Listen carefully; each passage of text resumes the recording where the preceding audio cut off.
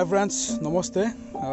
মই আকৌ আজি উপস্থিত হৈছোঁহি এজনী অসহায় আইতা। তেখেতৰ দৃশ্য দেখি, তেখেতক দেখি সঁচাই মনটো সঁচাই আৱেগিক হৈ যায়। লগত এজনী সৰু মাইনা এজনীয়ে তেওঁক চলাই ফুৰায়।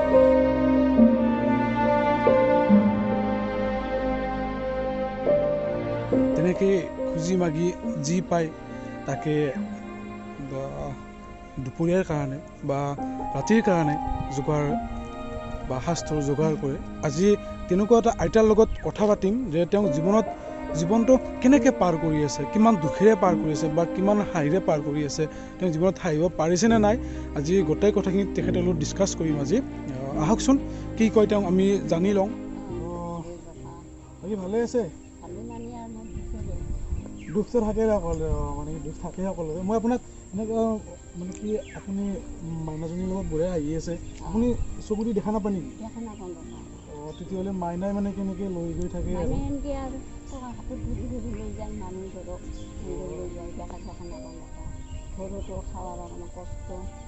মানে কি আপোনাৰ মাইনাই লৈ গৈ পেলাই য'তেই যি পায় তেনেকৈ লৈ আহি আকৌ ঘৰত খায়? চকুৰে একেবাৰে দেখা নাপায়?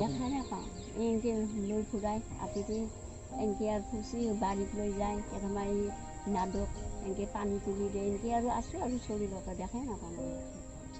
আপোনাৰ নহ'লে বহুত দুখত চলি আছে আপুনি, কাৰণ চকুকেইটা মোৰ এনেহে উৰা কাপোৰত পৰ্যন্ত আইমাই হেঁতে দিয়ে জানানা। মোৰ ইমান পিন্ধাৰ পৰ্যন্ত মোক কাবাই দাম দিয়ে, দাম দিছে এনেকৈ কাবাই দিয়ে, কাবাই খোলা পানী দিয়ে, এইবিলাক বেমাৰত 200 টকা লাগে, কাবাই 10 কিলো সেনেকৈ মানে আৰু চলি আছোঁ আৰু। হয়, অতিকে দুখ লগা বিষয় যে আইতাজনীয়ে চকুৰে দেখা নাপায়, মাইনাজনীয়ে হাতত ধৰি লৈ গৈ থাকে, যলৈকে যায় তালৈকে যায়, য'তে যি পায় হয়তো মানে কোনোবা মানে সৰু মানুহ যায়, হয়তো মানে কোনোবাই পইচা দিয়ে, কোনোবাই চাউল দিয়ে, তেনেকৈ আনি পেলাই খায়। কাবাই এই দালি দিয়ে, কাবাই আলু দিয়ে, সেনেকৈ মানে আৰু চলি আছে ঘৰৰ এনেকৈ আৰু খাইছোঁ আৰু।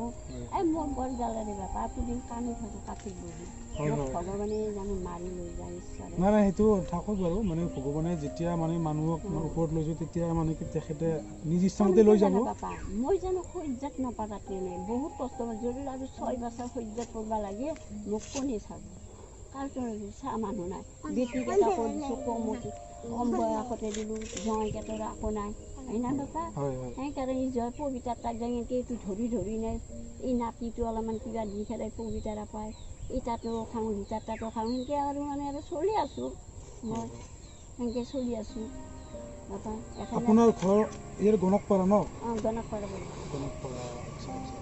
সঁচাই অতি মৰ্মান্তিক দৃশ্য। যদি আপোনালোকে এই অসহায় আইতাজনী তেখেতৰ চিকিৎসাৰ কাৰণে বা চকুৰ চিকিৎসাৰ কাৰণে যদি কিবা সহায় কৰিব বিচাৰে তেওঁ তথাপিও কৰিব পাৰে। আৰু আমি মানুহ হৈ কাম কৰিব লাগিব, আৰু আমি এই পৃথিৱীত জন্ম লৈছোঁ কেৱল মানুহৰ বাবে। গতিকে যদি আপোনালোকে ইচ্ছা কৰে তেতিয়াহ'লে আইতাক অকণমান সুখ দিয়ক। আৰু মাইনা, খবৰ ভালনে তোমাৰ? এতিয়া তোমালোক ক'ত যাবা?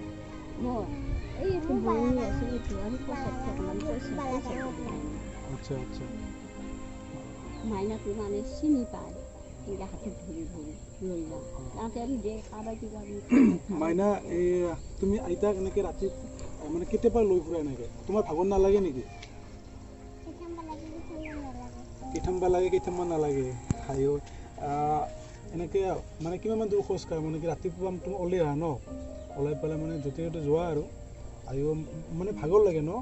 এই বিটুতাৰী হেৰি বাণিজ্যত থাকোঁ যাওঁ মিছা কথা।